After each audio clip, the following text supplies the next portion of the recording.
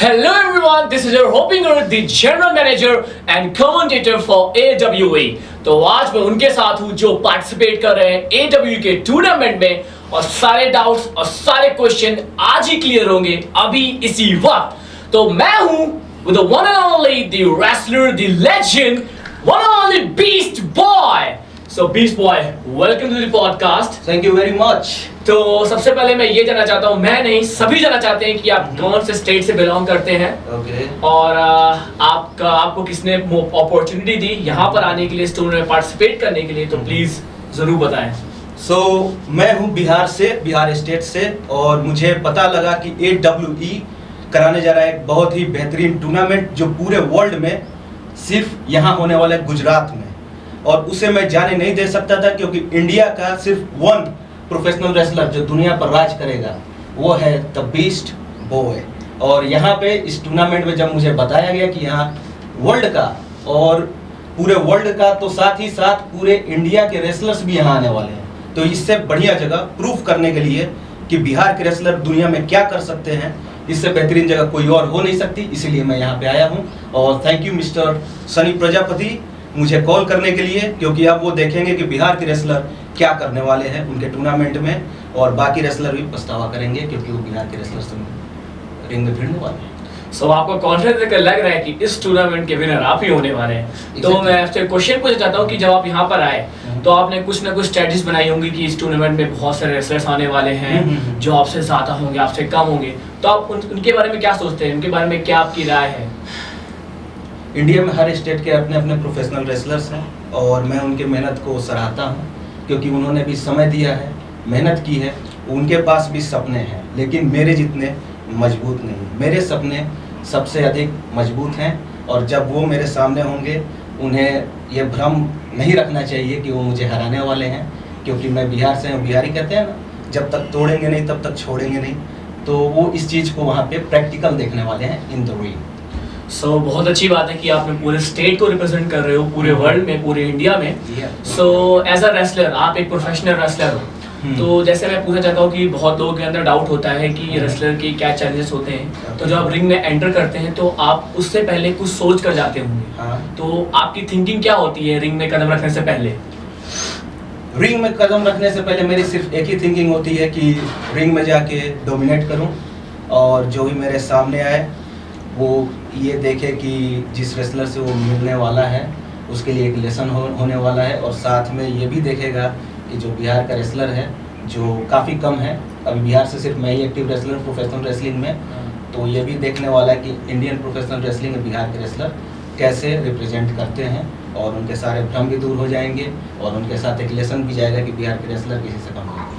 जैसे अभी तक हमारी बात जो हुई है, आपका कॉन्फिडेंस देखकर लग रहा है कि हाँ इस टूर्नामेंट में बहुत ज्यादा ही डोमिनेट करने वाले हो, जो भी ऑल ओवर इंडिया से रेसलर्स आ रहे हैं, तो बिहार को बहुत प्राउड फील होगा आपके ऊपर कि उनके स्टेट से लाइक ऐसा एक रेसलर जा रहा है जो बहुत ज्यादा कॉन्फिडेंट है, बहुत ज्यादा डोमिनेटर है।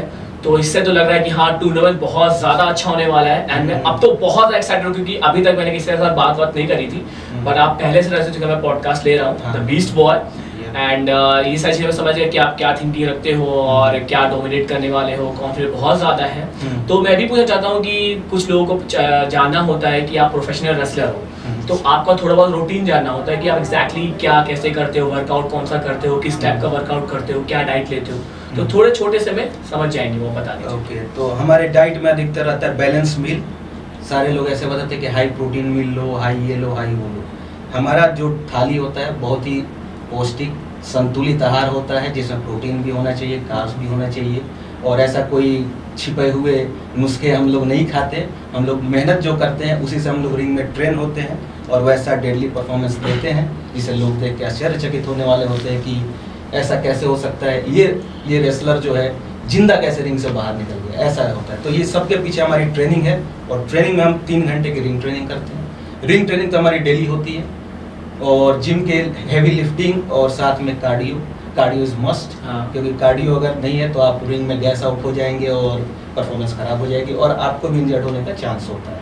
इसलिए हम कोशिश करते हैं कि हमारी कार्डियो अच्छी रहे, लिफ्ट भी अच्छी रहे और संतुलित आहार भी रहे, ताकि हम रिंग में डोमिनेट करें, अच्छे दिखें, स्ट्रॉन्ग रहें, खुद को सेफ्टी रखें और दूसरों को भी सेफ्टी का ध्यान रखें। रेफरी के साथ। सो इन ये लगता है कि जो रेसलर की लाइफ होती है बहुत डिसिप्लिन होती है एग्जैक्टली। और बहुत ज़्यादा सेक्रीफाइसेस करने पड़ते हैं हम्म। क्योंकि इसमें बहुत सारी इंजरीज होने के भी चांसेस होते हैं और Exactly, लाइफ exactly. में लाइफ लॉस होने के भी चांसेस हाँ, होते हाँ, हैं। तो बहुत डेंजरसफुली लाइफ होती है, हम्म। फिर भी आप लोग इस गेम को चूज़ करते हैं तो बहुत बड़ी बात है। तो इस वजह से ये सारी चीज़ें हो गई।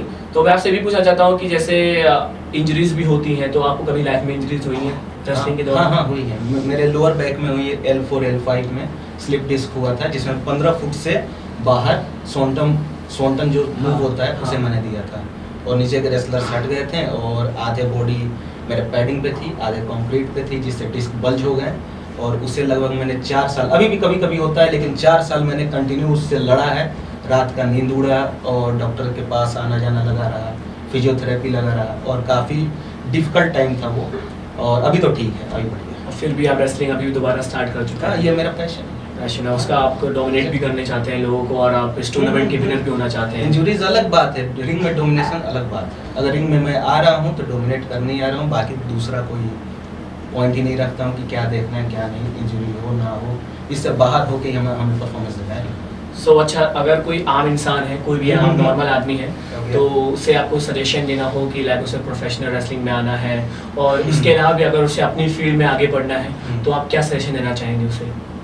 मैं चाहूँगा कि वो कम एज से ट्रेनिंग करे, एथलेटिक रहे और उसके बाद कोई प्रोफेशनल रेसलिंग एकेडमी हो उसे ज्वाइन करे, जिम करे और संतुलित डाइट हेल्दी ले, बाहर के ना खाए और अपने एथलेटिक परफॉर्मेंस को इंक्रीज करे, जिससे जब वो रिंग में ट्रेनिंग लेगा तो उसे ही हेल्प होगा और हाँ। बहुत फास्ट ट्रेनिंग कर पाएगा, फास्ट लर्न कर पाएगा और रिंग में फास्ट से फास्ट डेब्यू होंगे उसके। तो ये प्रोसेस है, साल से 2 साल लग जाने हैं और उससे पहले भी अगर आप एथलेटिक है तो ये टाइम और कम हो जाता है और आपकी परफॉर्मेंस भी अच्छी रहती है। सो जैसे कि आप AW के टूर्नामेंट में आए हैं, तो हाँ। AW पर आपको भरोसा होगा हम्म। कि ये कंपनी बहुत आगे तक जाएगी, इसका हम्म। फ्यूचर बहुत ब्राइट है। तो आप क्या सोचते हैं कि आने वाले टाइम में 4-5 सालों में AW कहाँ हो सकती है, किस लेवल पर हो सकती है? पहले बात तो ये कि यहाँ का ये जो वन चैंपियनशिप, वन टूर्नामेंट जो होने वाला है, ये अपने आप में पूरे वर्ल्ड में इकलौता है। हाँ। और ये विज़न जो है काफ़ी दूर तक, शुरुआत से ही पता लग जाता है कि AWE जो है काफ़ी दूर की सोचता है और दूर। अब 4-5 साल की आप बात की है, 4-5 साल नहीं, मुझे तो लगता है कि साल 2 साल में पूरे एशिया का डोमिनेट कंपनी होने वाला है और मुझे इस पर भरोसा है। और इनके जो मालिक हैं CEO मिस्टर सनी प्रजापति, वो भी काफ़ी बढ़िया लगे हुए हैं इस कंपनी में, काफ़ी सालों से इस पर काम हाँ। कर रहे हैं।